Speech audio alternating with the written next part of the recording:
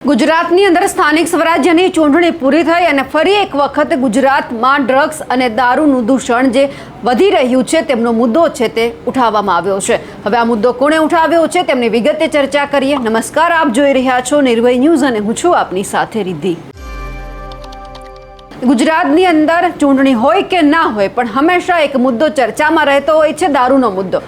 ગુજરાતની અંદર ખુલ્લેઆમ દારૂ વેચાય છે, કોઈ પકડતું નથી, કોણ લઈ આવે છે, એમની સામે કેમ કોઈ કાર્યવાહી નથી થતી, ક્યાંથી આવે છે, આ બધા જ સવાલો હરેક વખતે પૂછવામાં આવે છે, પણ કાર્યવાહી કેમ નથી થતી? ચૂંટણી વખતે પણ ઘણા બધા આપણે એવા વિડીયો જોયા કે દારૂ પકડાયો હોય, કોઈક વ્યક્તિ છે દારૂ લઈને જતો હોય છે પણ એમની સામે કાર્યવાહી ન થતી હોય તેવા પણ આપણે દ્રશ્ય જોયા। પણ આ બધાની વચ્ચે હવે આમ આદમી પાર્ટીના યુવા નેતા બ્રિજરાજ સોલંકી ફરી એક વખત મેદાનમાં આવ્યા છે અને ગુજરાતની અંદર જ્યારે ખુલ્લેઆમ દારૂ વેચાઈ રહ્યો છે, ડ્રગ્સ આવી રહ્યું છે, તેમના જ માટે તેમણે ફરીવાર અવાજ ઉઠાવ્યો છે અને જે ગુજરાતના નાયબ મુખ્યમંત્રી છે હર્ષ સંઘવી તેમને પણ સવાલ કર્યા છે। સૌથી પહેલા બ્રિજરાજ સોલંકીને સાંભળીએ કે તેમણે શું કહ્યું છે।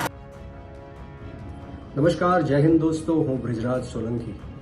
મિત્રો, ગુજરાતના એક યુવાન તરીકે ફરીવાર હું આ ગુજરાતના ગૃહમંત્રી અને ઉપમુખ્યમંત્રી હર્ષ સંઘવીનું રાજીનામું માંગવા માટે આવ્યો છું, કારણ કે આ ગાંધી અને સરદારનું ગુજરાત છે। આ ગુજરાતની અંદર દારૂબંધી છે, નશાબંધી છે, છતાં પણ ગુજરાત વિધાનસભામાં આંકડો આવે છે કે 14 લાખ કરતાં પણ વધારે ગુજરાતીઓ નશીલા પદાર્થોના બંધાણી બન્યા છે।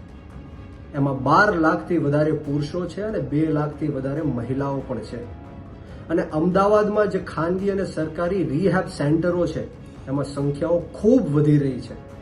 મહિને 600, 700 લોકો લાઇનમાં ઊભા હોય છે। આ તો માત્ર અમદાવાદના આંકડાઓ છે। આવા રાજકોટ હોય, જામનગર હોય, ભાવનગર હોય, અલગ અલગ જગ્યાઓમાં રિહેબ સેન્ટરોમાં સંખ્યાઓ ગુજરાતના યુવાનોની ખૂબ વધી રહી છે।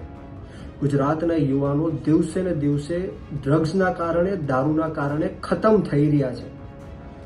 વિધાનસભાના આંકડાઓ એવું કહે છે કે 2 વર્ષમાં ગુજરાતની અંદર 3162 કિલો ડ્રગ્સ પકડાણું અને 1 વર્ષમાં 260 કરોડ રૂપિયાનો દેશી અને વિદેશી દારૂ પકડાણો।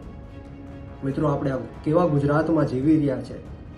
એક બાજુથી મુન્દ્રા પોર્ટ હોય, કંડલા પોર્ટ હોય, પોરબંદર હોય, પીપાવાવ હોય, આ એન્ટ્રી પોઈન્ટ બની ચૂક્યું છે અને ગુજરાત આખા દેશના ડ્રગ્સ માફિયાઓ માટે એક સ્વર્ગ સમાન બની ચૂક્યું છે। મને તો એવું લાગે છે કે હર્ષ સંઘવીએ ખુલ્લો દોર આપી દીધો છે આ ડ્રગ્સ માફિયાઓને કે ગુજરાતમાં આવો અને ગુજરાતમાં ડ્રગ્સનો વેપાર કરો અને ગુજરાતના યુવાનોને બરબાદ કરો। હર્ષ સંઘવી સદંતર નિષ્ફળ ગયા છે।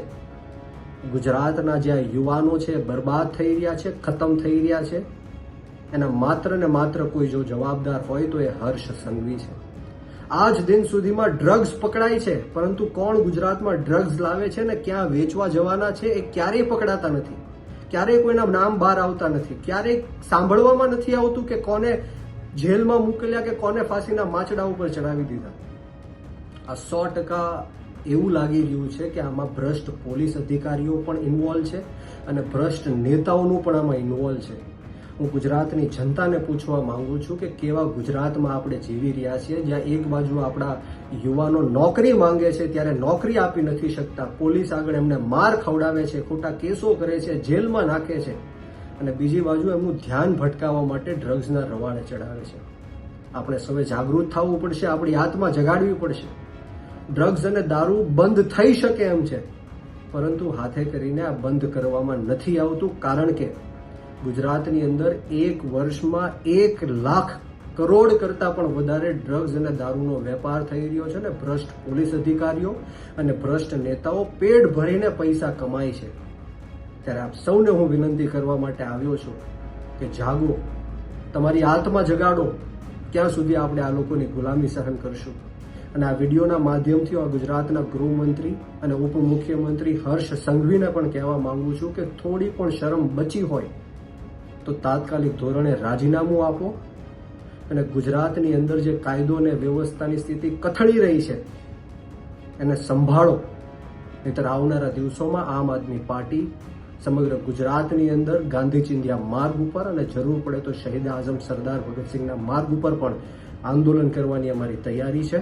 જય હિન્દ, જય ભારત, જય જય ગરવી ગુજરાત। બ્રિજરાજ સોલંકીએ જે આક્ષેપ કર્યા છે તેમને લઈ આપ શું માનો છો? કમેન્ટ કરીને ચોક્કસથી જણાવજો. સાથે જ અમારી નિર્ભય ન્યૂઝ ચેનલને લાઇક, શેર અને સબસ્ક્રાઇબ કરવાનું ભૂલશો નહીં. નમસ્કાર.